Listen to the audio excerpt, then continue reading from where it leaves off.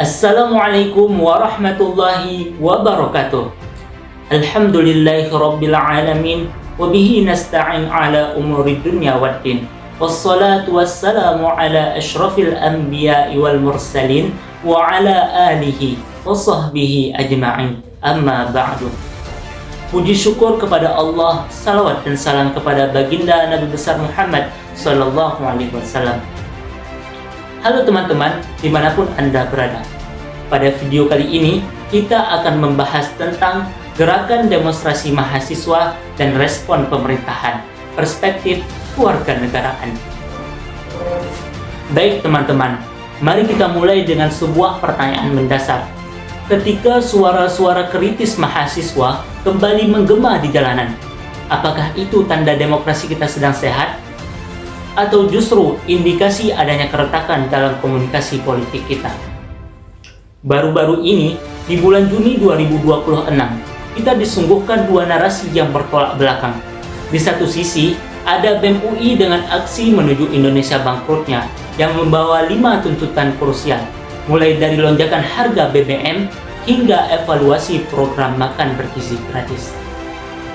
Kita tujuan utamanya melakukan aksi di bulan hari ini adalah ingin memberitahu kepada sesama rakyat, karena mahasiswa sebagai bagian dari rakyat, bahwa kondisi sekarang tidak baik-baik saja, bahwa kondisi sekarang kita sebenarnya diperas secara pelan-pelan oleh pemerintah begitu.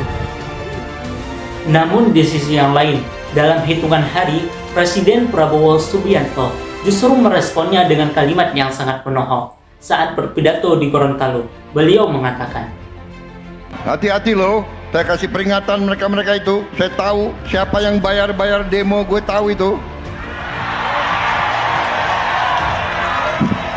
Tapi nggak apa, dia bayar demo.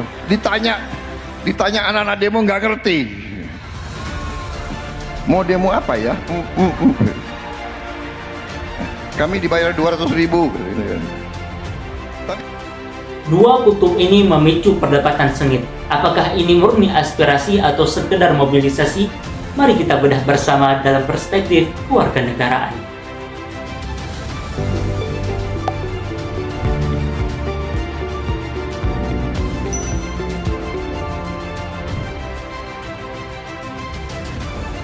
Poin pertama yang perlu kita dudukkan secara objektif adalah aturan main kita sebagai warga negara. Di dalam mata kuliah kewarganegaraan, kita selalu diingatkan bahwa kebebasan berpendapat bukanlah hadiah dari penguasa, melainkan jaminan konstitusi. Pasal 28E ayat 3 Undang-Undang Dasar 1945 secara eksplisit menyatakan bahwa setiap orang berhak atas kebebasan mengeluarkan pendapat. Tapi kan Bang, kalau misalnya kita turun ke jalan, demo kan nanti kan macet, itu tidak melanggar hukum Bang. Ada kutipan dari Ketua BEM UI, ini menarik untuk kita renungkan. Beliau mengatakan bahwa kemacetan di lalu lintas hanya berjalan beberapa jam, tapi kemacetan mobilitas sosial dan lapangan pekerjaan yang dialami rakyat justru lebih lama. Artinya apa? Gerakan mahasiswa yang turun ke jalan adalah tindakan yang sah. Mereka sedang menjalankan fungsi sosial kontrol dan menjaga marwah check and balances. Tanpa adanya suara-suara lantang dari mahasiswa, jalannya pemerintahan justru berpotensi kehilangan arah.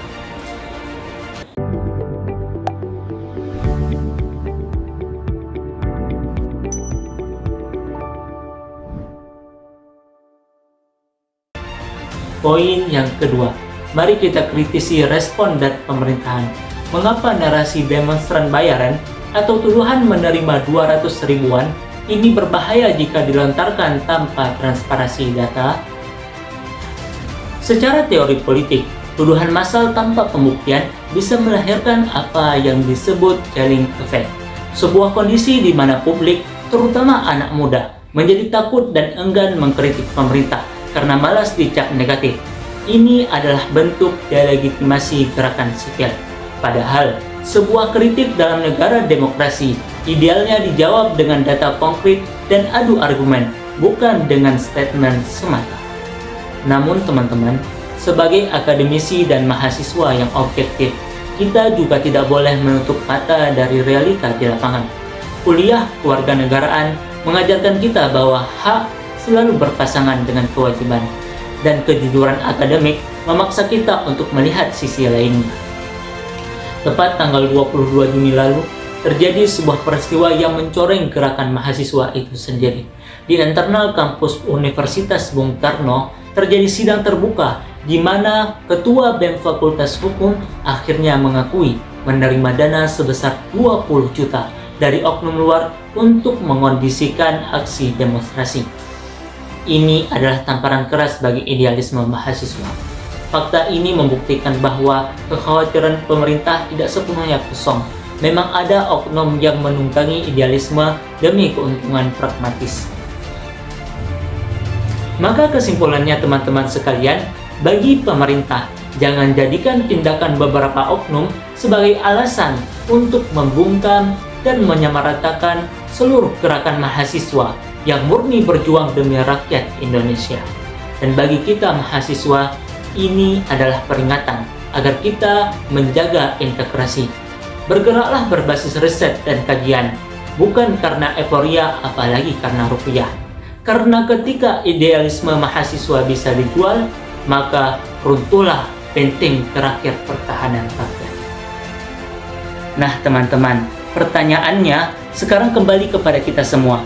Bagaimana kita menjaga agar ruang demokrasi ini tetap bersih dari kepentingan terselubung, namun tetap berani menyuarakan kebenaran? Tulis analisis teman-teman di kolom komentar. Mari kita berdiskusi dengan cerdas dan sopan. Saya Ahmad Safir Mubarak pamit undur diri. Terima kasih atas perhatiannya dan mohon maaf atas kekurangannya. Billahi taufiq wal hidayah. Wassalamualaikum warahmatullahi wabarakatuh.